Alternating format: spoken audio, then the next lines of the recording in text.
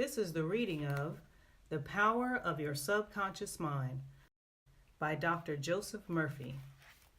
Chapter 4, Mental Healings in Ancient Times.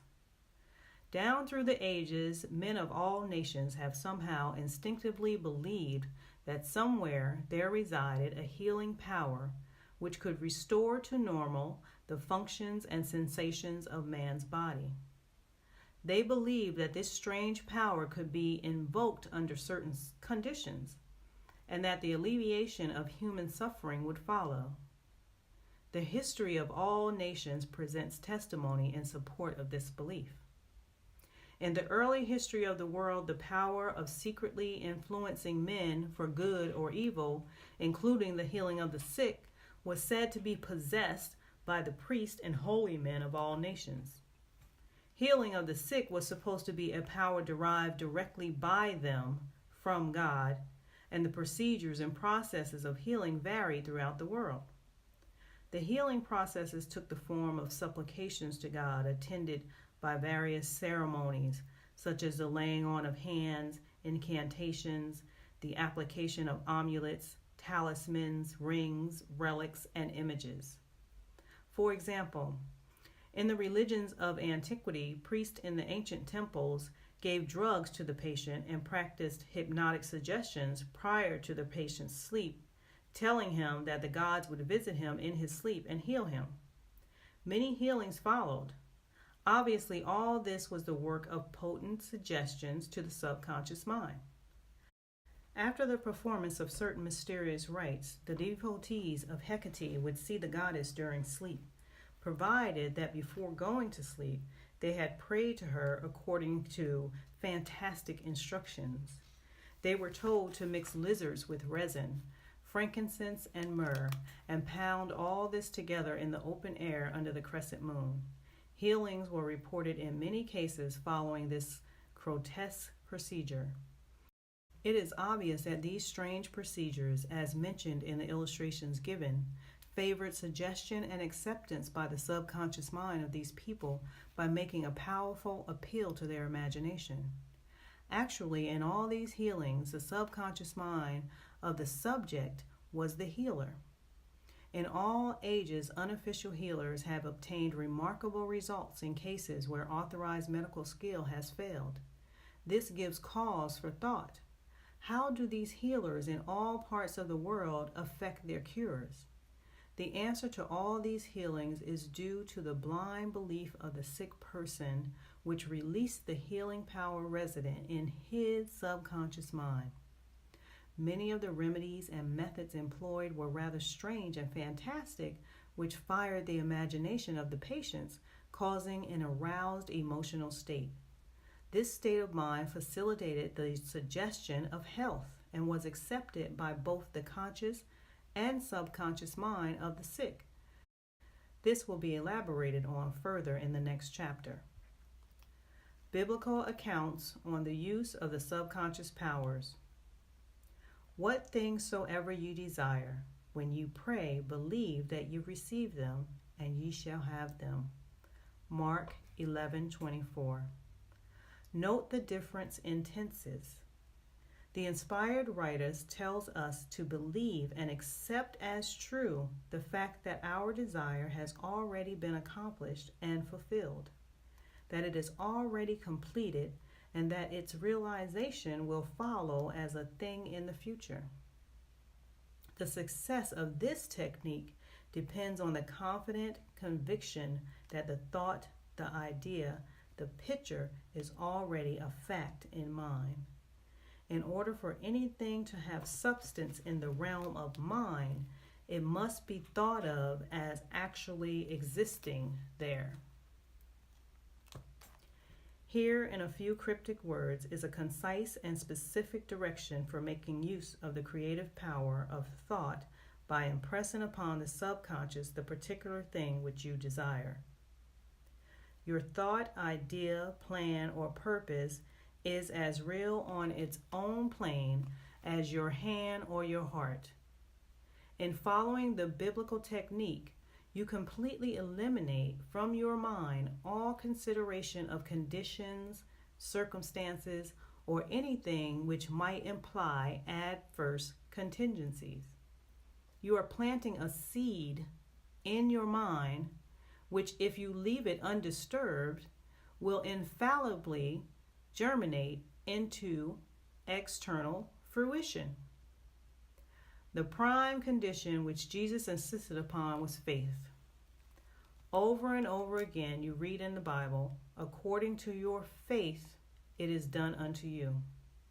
If you plant certain types of seeds in the ground, you have faith they will grow after their kind.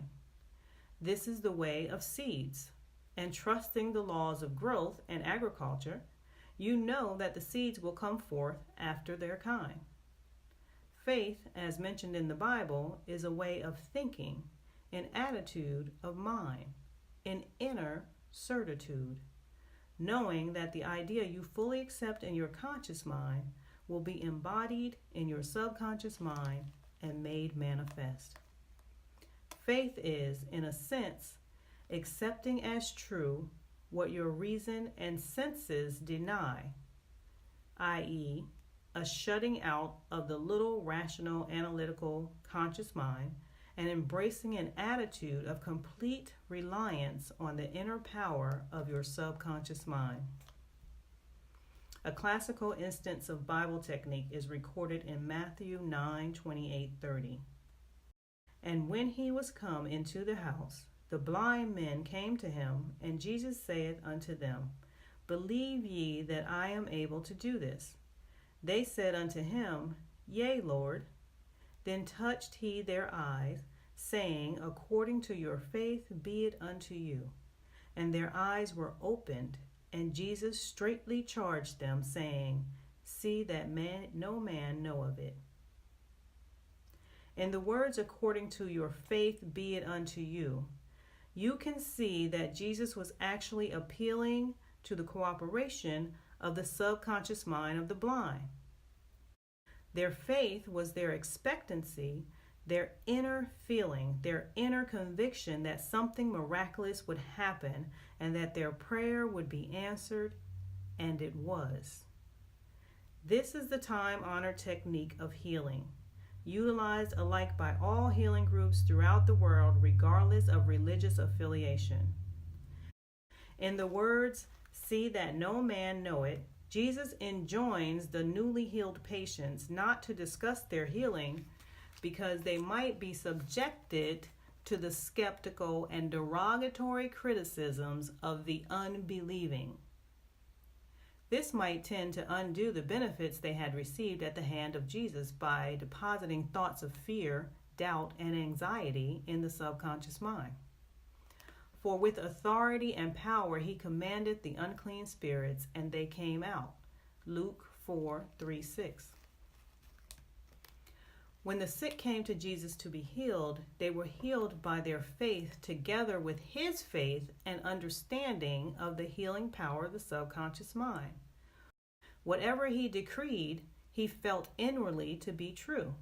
He and the people needing help were in the one universal subjective mind, and his silent inner knowing and conviction of the healing power changed the negative destructive patterns in the patient's subconscious.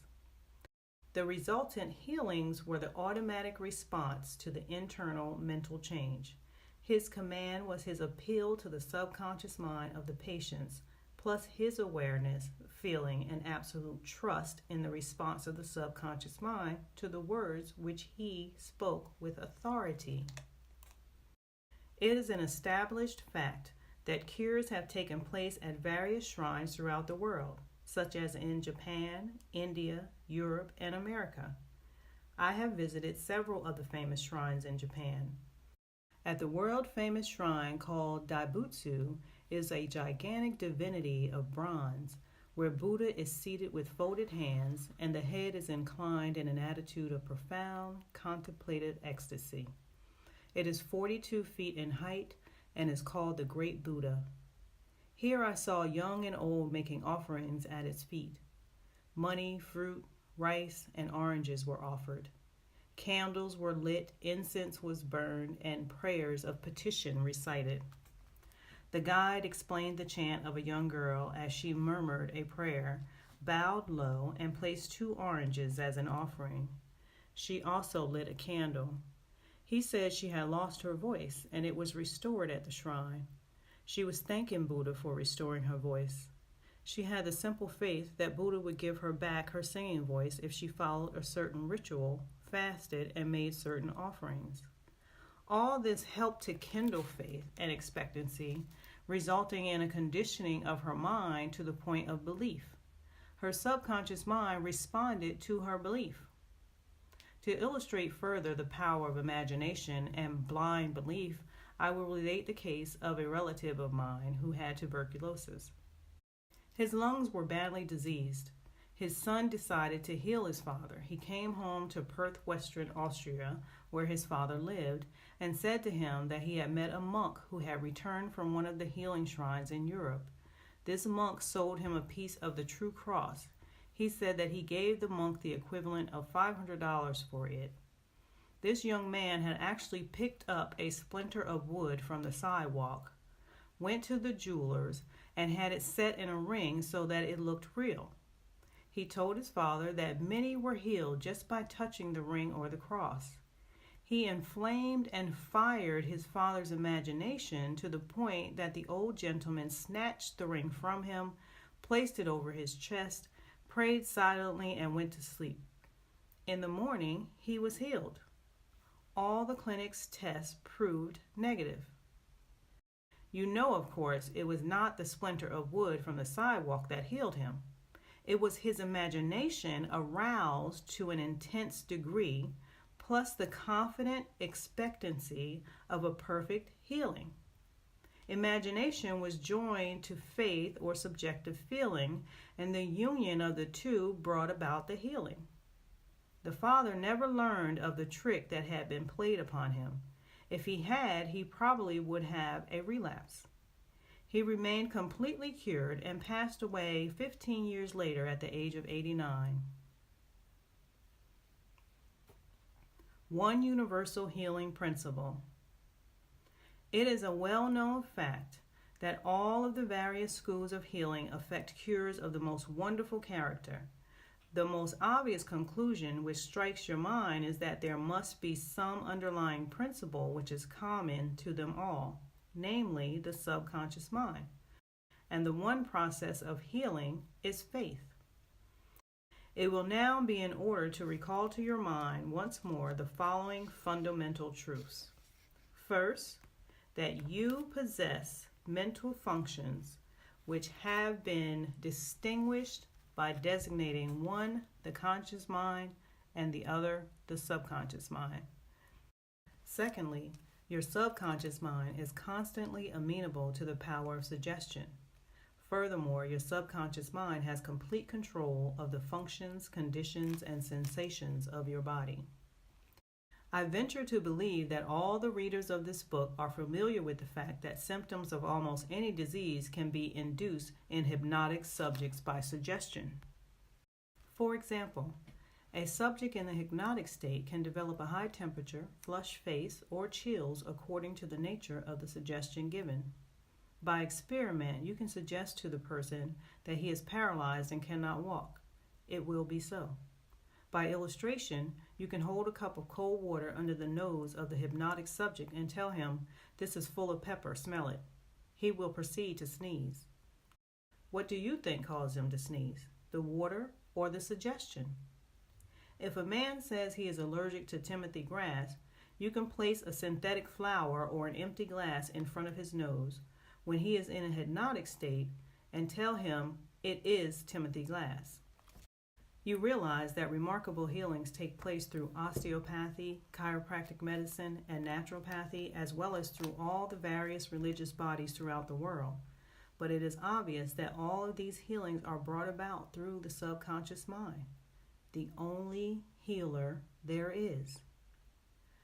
Notice how it heals a cut on your face caused by shaving. It knows exactly how to do it. The doctor dresses the wound and says, "Nature heals it." Nature refers to natural law, the law of the subconscious mind, or self-preservation which is the function of the subconscious mind. The instinct of self-preservation is the first law of nature.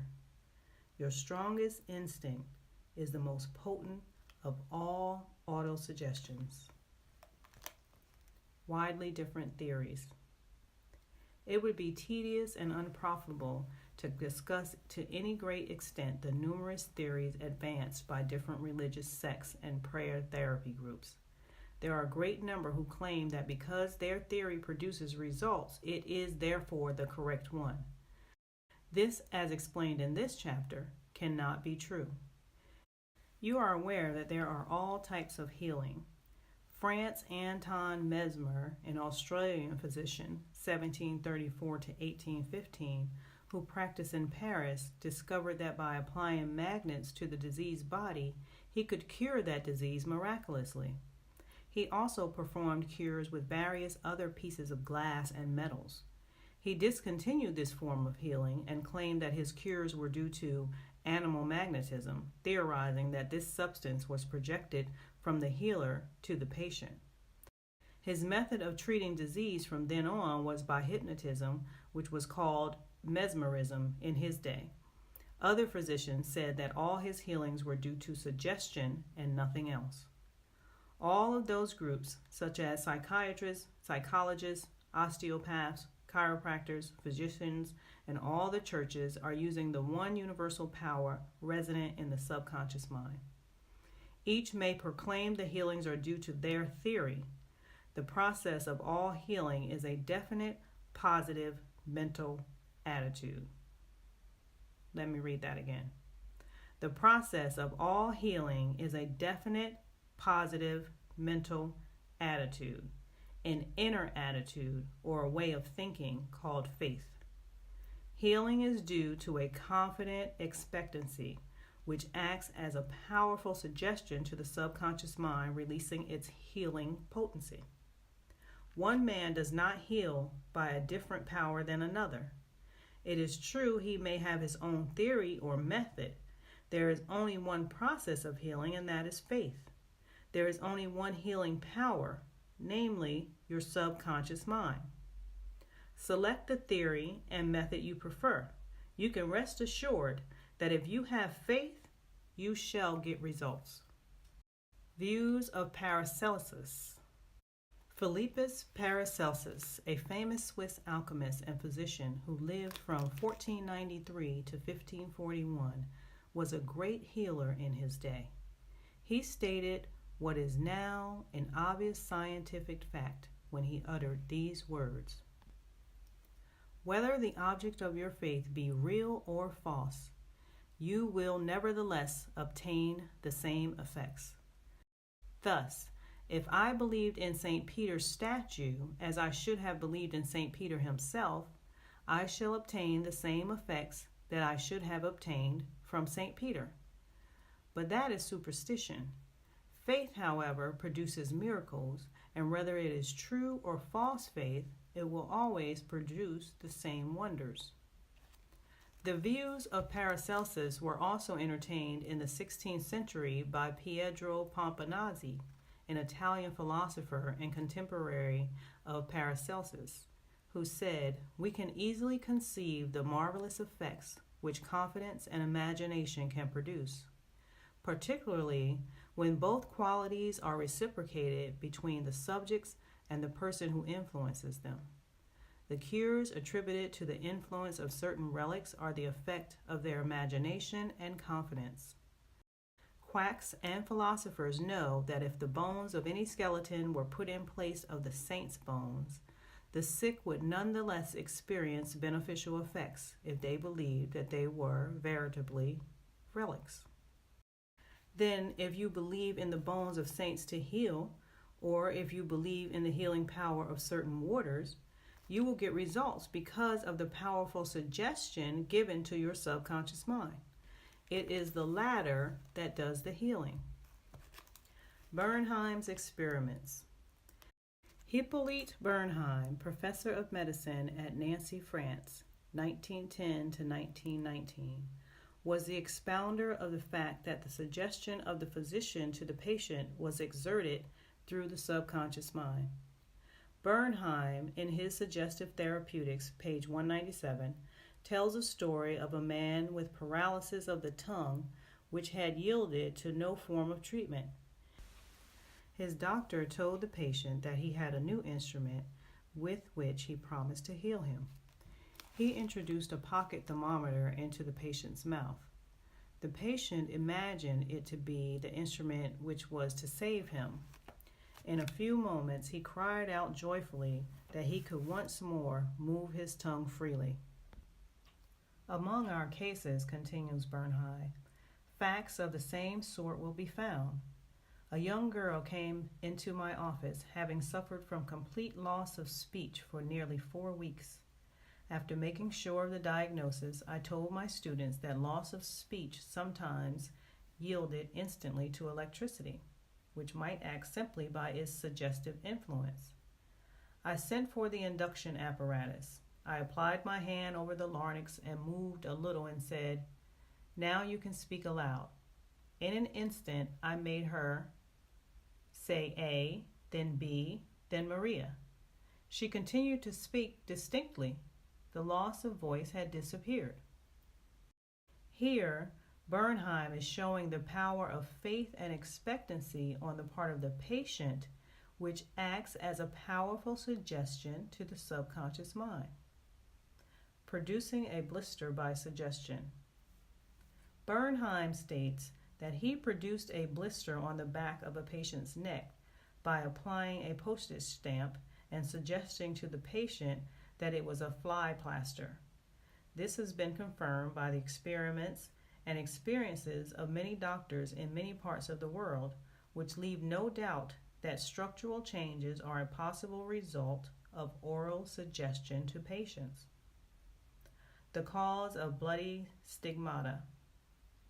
In Hudson's Law of Physic Phenomena, page 153, he states hemorrhages and bloody stigmata may be induced in certain subjects by means of suggestion. Dr. M. Boru put a subject into a somnambulistic condition and gave him the following suggestion.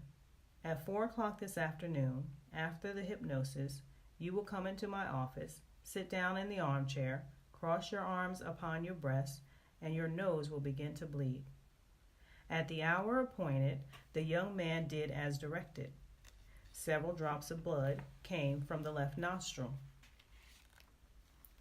On another occasion, the same investigator traced the patient's name on both his forearms with the dull point of an instrument. Then, when the patient was in the somnambulistic condition, he said, "At 4 o'clock this afternoon, you will go to sleep, and your arms will bleed along the lines which I have traced, and your name will appear written on your arms in letters of blood."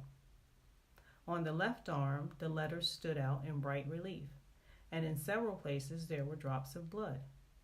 The letters were still visible 3 months afterwards, although they had gradually grown faint.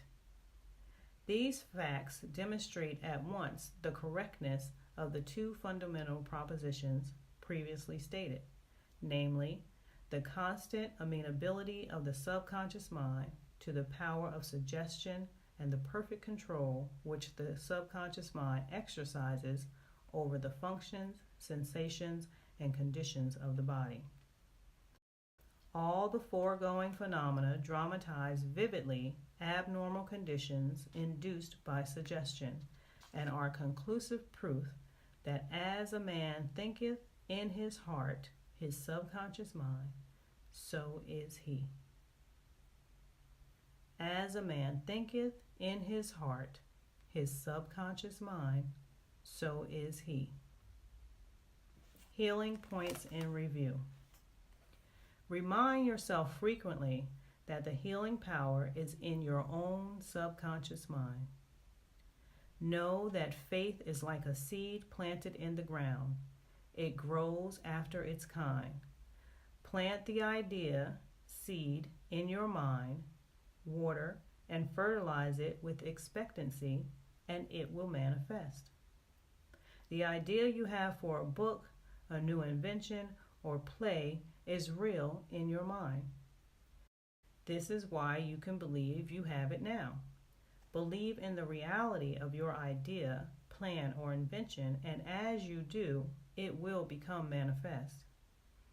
In praying for another, know that your silent inner knowing of wholeness, beauty, and perfection can change the negative patterns of the other's subconscious mind and bring about wonderful results. The miraculous healings you hear about at various shrines are due to imagination and blind faith, which act on the subconscious mind, releasing the healing power. All disease originates in the mind. Nothing appears on the body unless there is a mental pattern corresponding to it. The symptoms of almost any disease can be induced in you by hypnotic suggestion. This shows you the power of your thought. There is only one process of healing, and that is faith. There is only one healing power, and that is your subconscious mind. Whether the object of your faith is real or false, you will get results. Your subconscious mind responds to the thought in your mind. Look upon faith as a thought in your mind, and that will suffice.